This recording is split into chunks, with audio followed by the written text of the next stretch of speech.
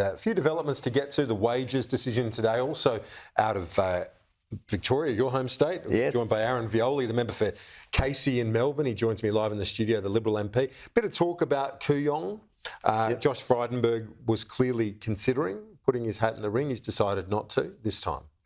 Yeah, well, I mean, I haven't spoken to Josh in the last few days, but obviously, as these things occur in politics, speculation ran rampant for a few days. But it is good to see that he's cleared up his position and putting his full support behind Amelia Hamer. Like myself, I've had the opportunity to spend some time with Amelia, and she's an impressive professional. She's got a great background. She's been working really hard in Kooyong, and it's a seat where we think we're in with a good chance. A lot of work to go, and we're not being complacent. But when you've got great candidates like Amelia, it's really nice to be able to work with someone like her. Indeed, and so it does clear it up for her, that redistribution, according to many of your colleagues privately that I spoke to the last few days. It does give her a better chance to win Kooyong now, to win it back from Monique Ryan.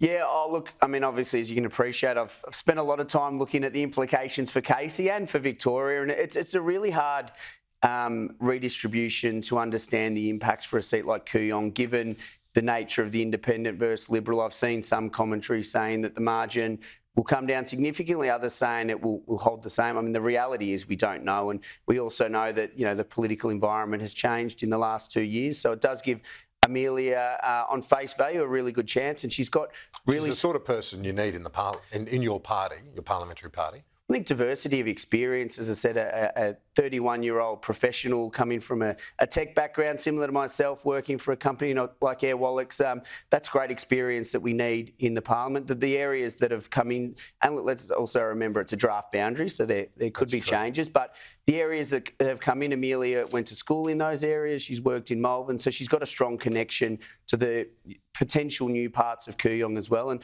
I'm looking forward to supporting her along with many other great candidates that we've got all across Victoria. On the future of Josh Frydenberg, do you think that has the caravan moved on now?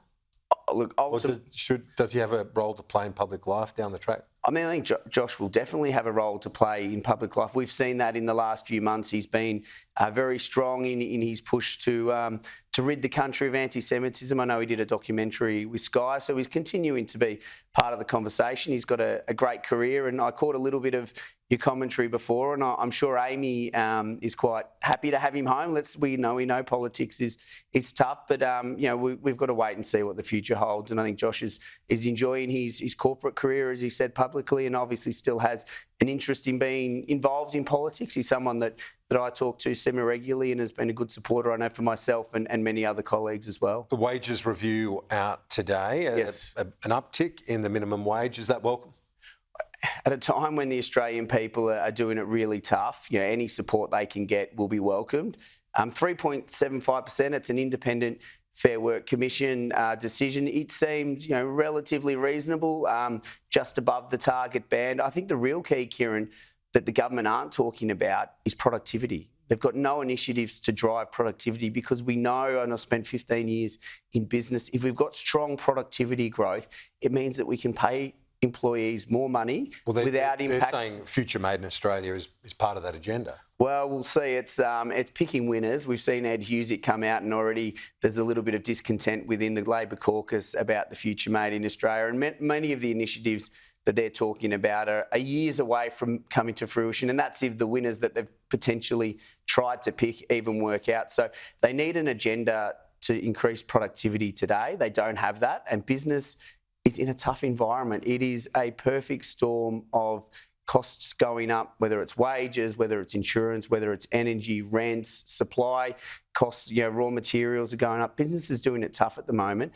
And the best way they can offset those increased costs without pushing prices through to consumers and driving inflation is by productivity growth. Yeah. And we saw in Peter Dutton's... So how do you go about that? Yep. This is the elusive challenge. Yeah. So one change we announced... What would you want to see? Well, one change we announced as a coalition in Peter's budget in reply was increasing the $20,000 instant asset write-off from $20,000 to $30,000.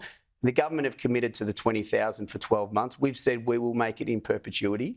And that's a change that makes a big difference, because what it does is it allows business, and I've spoken to many businesses in my community, that can invest in machinery and other equipment that gets a greater return per hour on output, but also importantly, Kieran, allows them to employ more people. So I think there's work that we can do as well. And obviously it's a tough budgetary environment, but can we look to increase that from 30,000 to more? Because it's encouraging businesses to invest.